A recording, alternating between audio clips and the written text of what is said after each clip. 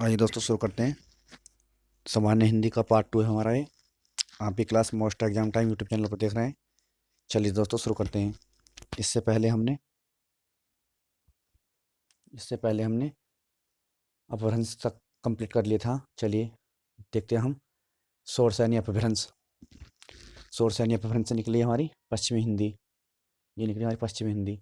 पश्चिमी हिंदी कितने प्रकार हैं? ये हमारे 5 या 6। 5 या 6, अगर ऑप्शन में 5 मिलता है तो 5 मारिए। अगर दोनों ऑप्शन मिलते हैं 6 या 5 तो पहले 5 मारना है, बात को 6 मारना। चलिए जानते कौन कौन से 5 या 6।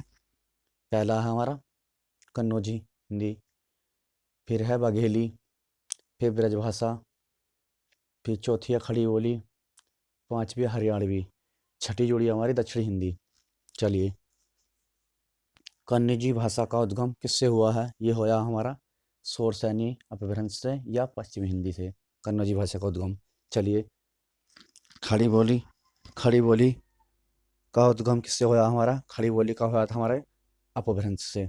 चलिए जानते हैं हम। नोट कीजिए आप। ये आप class most exam time YouTube channel पर देख रहे हैं। चलिए नोट कीजिए।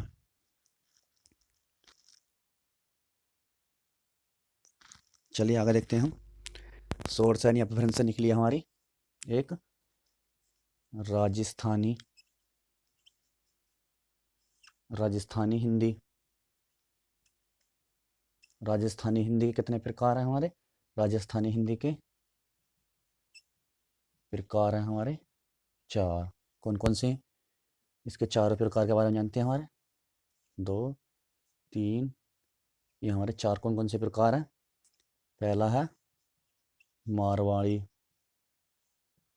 दूसरा है मेवाती, तीसरा है हमारा मालवी मालवी, चौथा है हमारा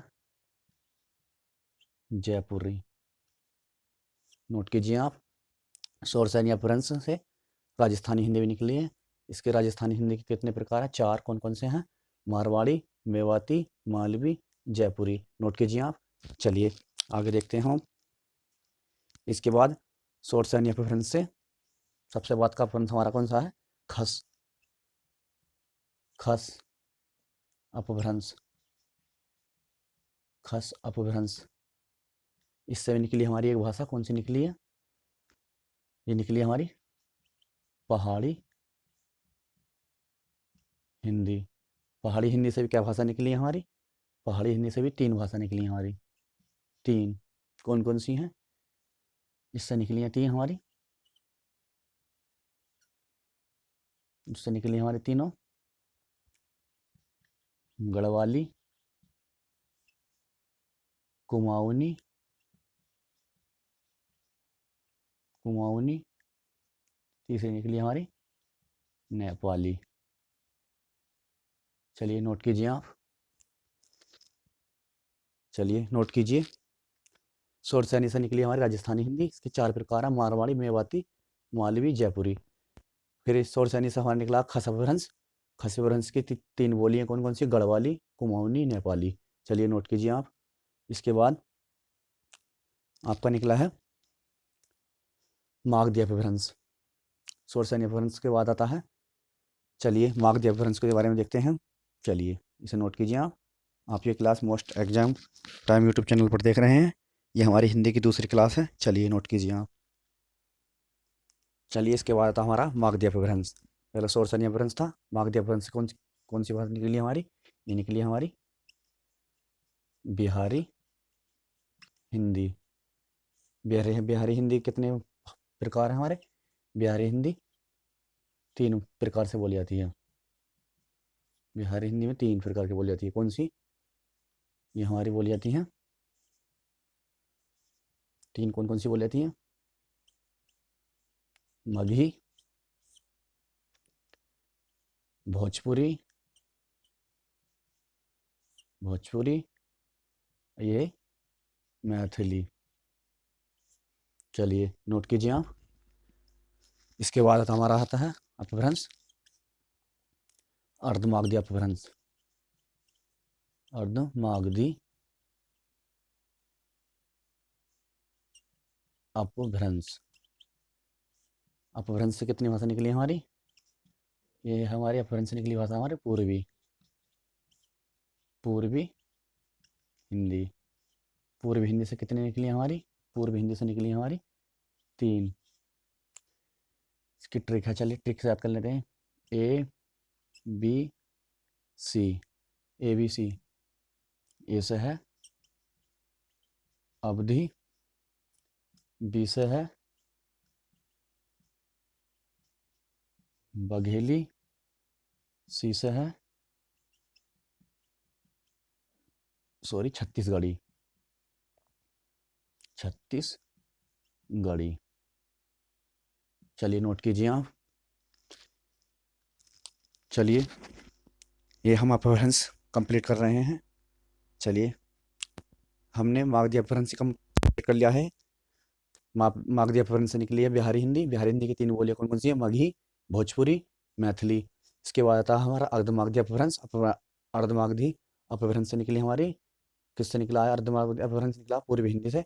पूर्वी हिंदी निकली है अर्धमागधी अपभ्रंश से, सॉरी, अर्धमागधी अपभ्रंश से निकली हमारी पूर्वी हिंदी। पूर्वी हिंदी में कितनी बोली आती है? अवधी, बघेली, छत्तीसगढ़ी। चलिए नोट कीजिए आप। अगला देखते हैं हम।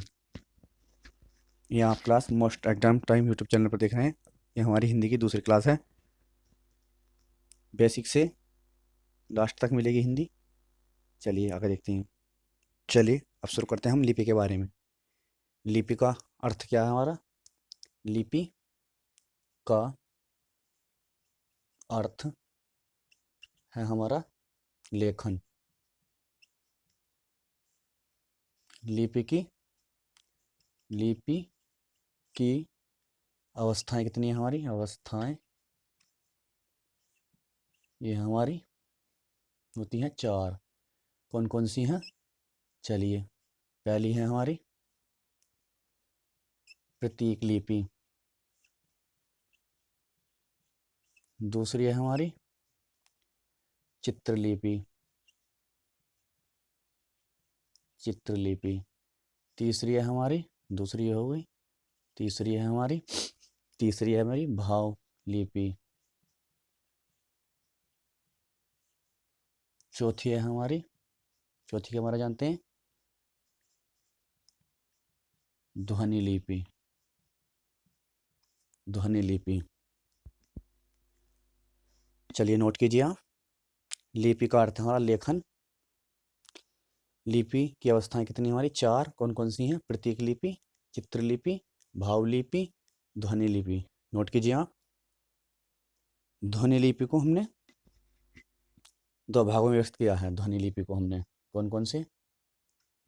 ध्वनि लिपि को हमने 2 भागों में बांटा है। कौन कौन सी हैं? चलिए इसके बारे में जानते हैं हम। पहला है हमारा वर्णात्मक लिपि। दूसरी है हमारी अक्षरात्मक लिपि। चलिए नोट कीजिए आप ये class most exam time YouTube channel पर देख रहे हैं। ये हमारी हिंदी की दूसरी क्लास है। चलिए अगर हमारी क्लास पसंद आए हिंदी की ये, तो लाइक एंड सब्सक्राइब करें, ज़्यादा से ज़्यादा शेयर करें, अधिक से अधिक विद्यार्थी को जोड़ें। चलिए वर्णात्मक लिपि में कौन सी वो आती है हमारी? ये आती है हमारी रोमन लिपि। रोमन लिपि लिखी जाती है वर्णात्मक लिपि में हमारी। चलिए अक्षरात्मक में कौन सी लिपि आती है हमारी? जिसमें आती है हमारी भारतीय लिपि। भारतीय लिपियाँ आती हैं इसमें हमारी, भारतीय लिपियाँ। चलिए आगे चलते हैं हम। नोट कीजिए आप। सभी कैंडिडेट अधिक से अधिक शेयर करें, अधिक से अधिक विद्यार्थी को जोड़ें। दोस्तों आप ये class most exam time YouTube channel पर देख रहे हैं। अगर हमसे कोई त्रुटि हो तो कमेंट बॉक्स में सुझाव दें, और हमारी क्लास कैसी लग रही है इसके बारे में भी कुछ सुझाव दें। चलिए आगे देखते हैं हम। चलिए हम अब देवनागरी लिपि के बारे में जानते हैं। देवनागरी लिपि का उद्गम कहाँ से हुआ है? उद्गम ये हमारा होया है ब्राह्मी लिपि से। ब्राह्मी लिपि से। ब्राह्मी लिपि को क्या भागों में बांटा हमारा? दो भागों में। दो भागों में बांटा। दो भागों में बांटा गया है ब्राह्मी लिपि को। कौन कौन से बांटा गया है ब्राह्मी लिपि को दो भागों में? चलिए इसके बारे में जानते हैं हम। ब्राह्मी लिपि दो भागों में बांटा बांटा गया है। कौन कौन से? चलिए देखते हैं कौन कौन सी हमारी। पहली है हमारी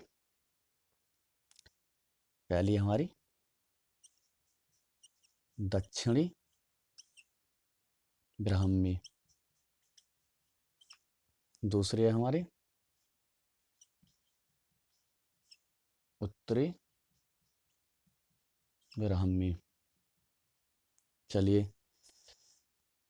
अब हमारी दक्षिणी ब्राह्मी में कितनी बोली आती है? हमारी दक्षिण ब्राह्मी में आती है 4 और उत्तर ब्राह्मी में आती है हमारी 2। 4 जाने कौन कौन सी आती हैं हमारी दक्षिण ब्राह्मी में? चलिए 4 कौन कौन सी आती हैं? एक आती है हमारी तमिल। दूसरी आती है हमारी सॉरी यहाँ पे लिख लेते हैं पहली दूसरी। पहली आती है तमिल, दूसरी आती है तेलुगु, तीसरी आती है हमारी मलयालम, चौथी आती है हमारी, इसके बारे में जानते हैं, ये हमारी कन्नड़। नोट कीजिए आप। ये आप class most exam time YouTube channel पर देख रहे हैं। चलिए उत्तर ब्राह्मी लिपि में कौन कौन सी आती हैं? उत्तर ब्राह्मी लिपि में आती है हमारी शारदा लिपि।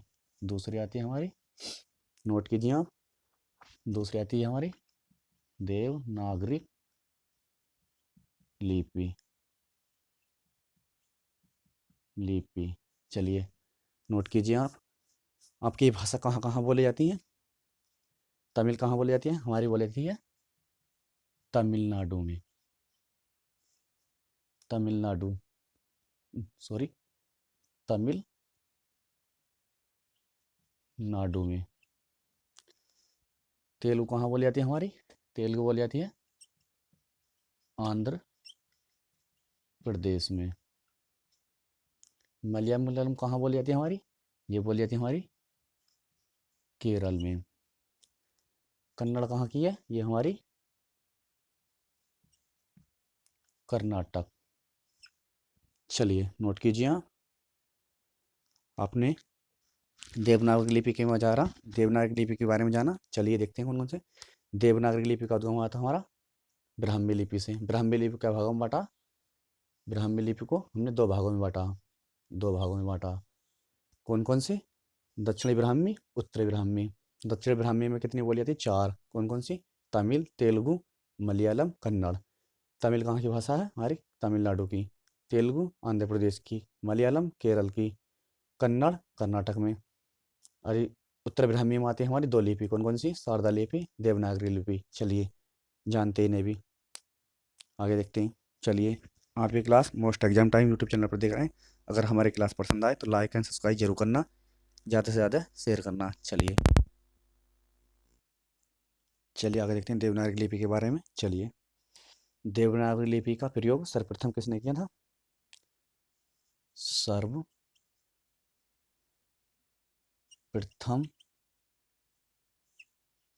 प्रयोग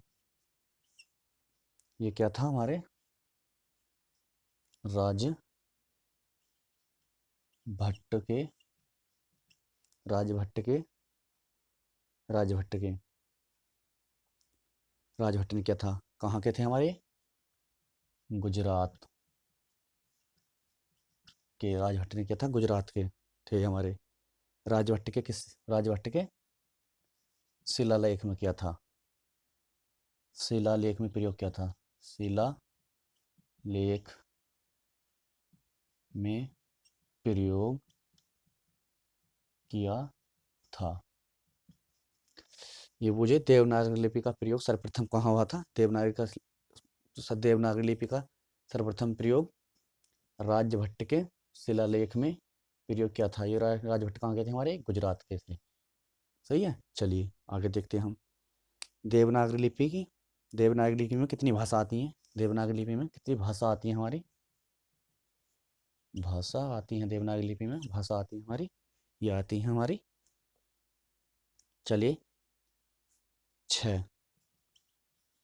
बहुत आती है वैसे तो, हम 6 को मान्यता दे, ज़्यादातर 6 ही पूछी जाती है। कौन कौन सी है हमारी, चलिए देखते हैं उनके 6 के बारे में। पहली है संस्कृत, संस्कृत। दूसरी हिंदी।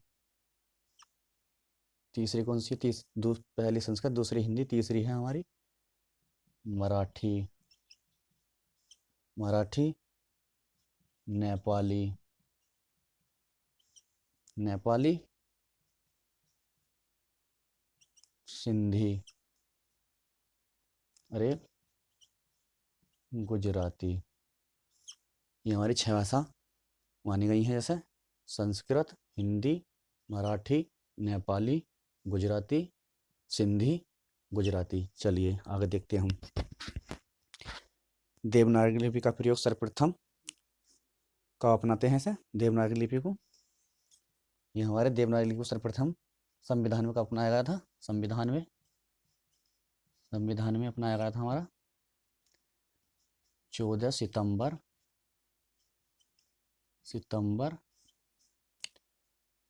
1949 को अपनाते हैं। चलिए नोट कीजिए, आप नोट कर लीजिए। चलिए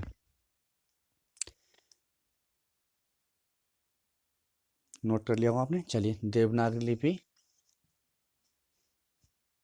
बाएं से दाएं, बाएं से दाएं लिखी जाती है। चलिए नोट कीजिए आप, बाएं से दाएं लिखी जाती है। और भी इसके फैक्ट हैं, चलिए और भी जानते हैं इसके बारे में। सिरो रेखा का प्रयोग, सिरोरेखा का प्रयोग भी होता है इसमें, सिरोरेखा का प्रयोग भी होता है। चलिए नोट कीजिए आप। और भी कुछ बताया गया है इसे, वैज्ञानिक की भाषा, वैज्ञानिक लिपि कहते हैं इसे, वैज्ञानिक लिपि भी कहते हैं। चलिए नोट कीजिए आप, वैज्ञानिक लिपि कहते हैं इसे। और एक और कहा गया है इसे, और कहा गया है हमारा इसे मुख्य वर्णों का प्रयोग नहीं किया जाता, इसमें किया जाता, मुख्य वर्णों का प्रयोग नहीं किया जाता इसमें। चलिए आगे जानते हैं। और चलिए एक बार रिपीट कर लेते हैं हम। देवनागरी लिपि, देवनागरी लिपि, देवनागरी लिपि का सर्वप्रथम प्रयोग राजा भट्ट के शिलालेख में प्रयोग किया गया था प्रथम बार। ये कहाँ के थे राजा भट्ट, हमारे गुजरात के। देवनागरी लिपि से भाषा आती है हमारी 6, 6 भी आती हैं और भी आती हैं, मगर मेन 6 भाषा मानी गई हैं। कौन कौन सी, संस्कृत, हिंदी, मराठी, नेपाली, सिंधी, गुजराती। सही है। देवनागरी लिपि को संविधान में कब अपनाया गया था, 14 सितंबर 1949 अपनाते हैं। इसलिए इसलिए हम हिंदी दिवस 14 सितंबर को मनाते हैं। चलिए देवनागरी लिपि बाएं से दाएं लिखी जाती है। चलिए देवनागरी लिपि सिरोरेखा का प्रयोग किया जाता होता है इसमें। सिरोरेखा का प्रयोग मतलब ये सिरोरेखा हमारी, ये सिरोरेखा का प्रयोग होता है। देवनागरी लिपि को वैज्ञानिक लिपि भी कहते हैं, वैज्ञानिक लिपि भी कहते हैं देवनागरी लिपि को। देवनागरी लिपि में मुख्य वर्णों का प्रयोग नहीं किया जाता, मतलब बोल के किया जाता है, देवनागरी लिपि में बोले जाता है, मुख्य वर्णों का प्रयोग नहीं किया जाता। चलिए, आप ये class most exam YouTube channel पर देख रहे हैं। अगर हमारी क्लास पसंद आए तो लाइक एंड सब्सक्राइब जरूर करें, अधिक से अधिक शेयर करें, ज़्यादा से ज़्यादा विद्यार्थी को जोड़ें। आप ये class most exam YouTube channel पर देख रहे हैं। चलिए आगे जानते हैं। ये हमारी क्लास दूसरी थी हिंदी की। जल्दी ही हम तीसरी क्लास लेकर आएंगे। ज़्यादा से ज़्यादा शेयर करें, अधिक से अधिक विद्यार्थी को जोड़ें।